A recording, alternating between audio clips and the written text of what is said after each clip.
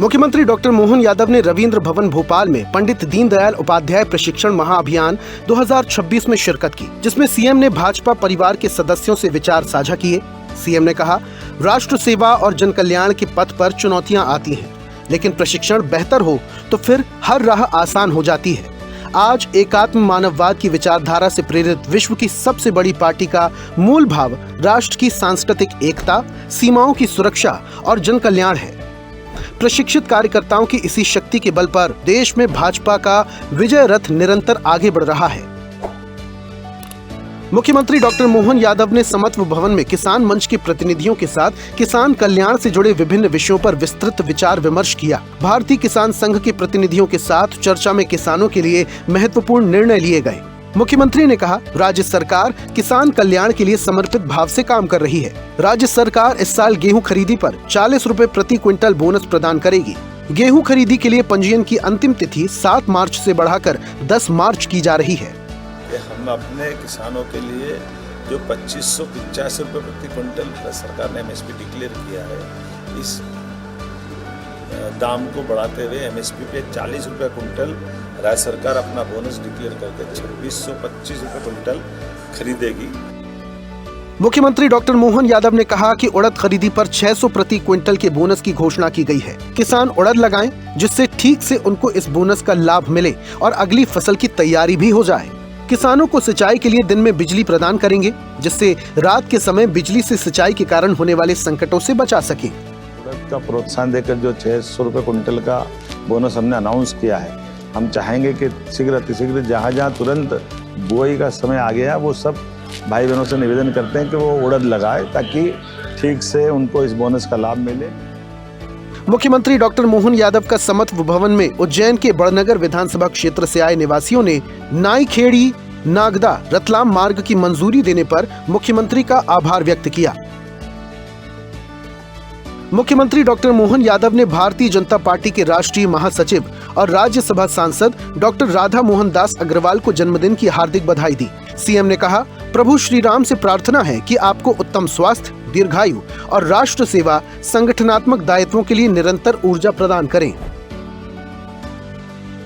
मुख्यमंत्री डॉक्टर मोहन यादव के नेतृत्व में जनजातीय अंचलों में गुणवत्तापूर्ण और सुलभ शिक्षा का विस्तार मध्य प्रदेश सरकार का लक्ष्य है।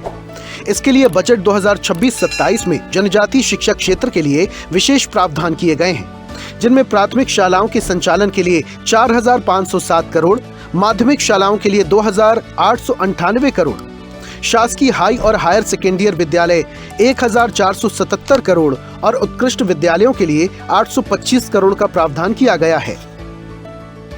मुख्यमंत्री डॉक्टर मोहन यादव के नेतृत्व में राज्य सरकार वन संपदा को समृद्ध बनाने और इको टूरिज्म को बढ़ावा देने की दिशा में प्रतिबद्धता से काम कर रही है, जिससे मध्य प्रदेश में बाघों का कुनबा 785 हो गया है।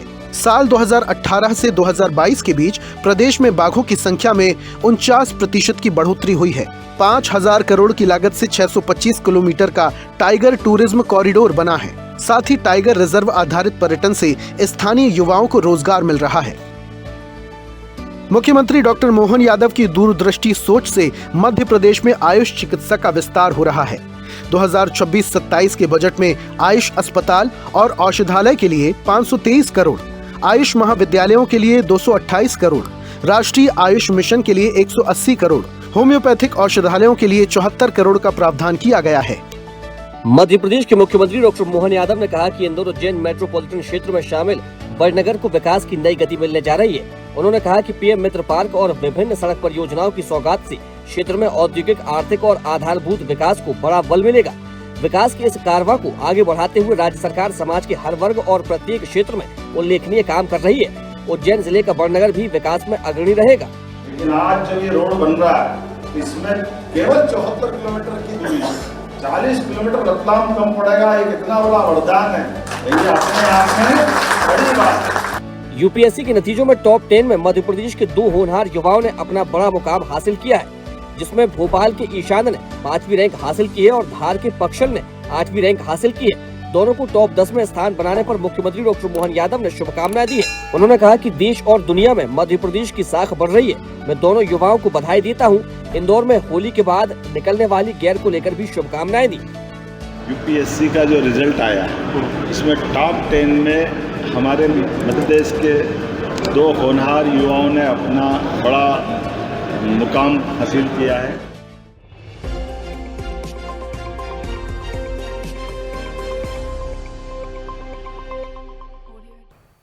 ऐसे ही वीडियोस के लिए लाइक करें, शेयर करें, फॉलो करें। YouTube पर जाकर सब्सक्राइब कर बेल आइकन दबाना ना भूलें और ताजा अपडेट्स के लिए SwadeshLive.com पर जरूर जाएं।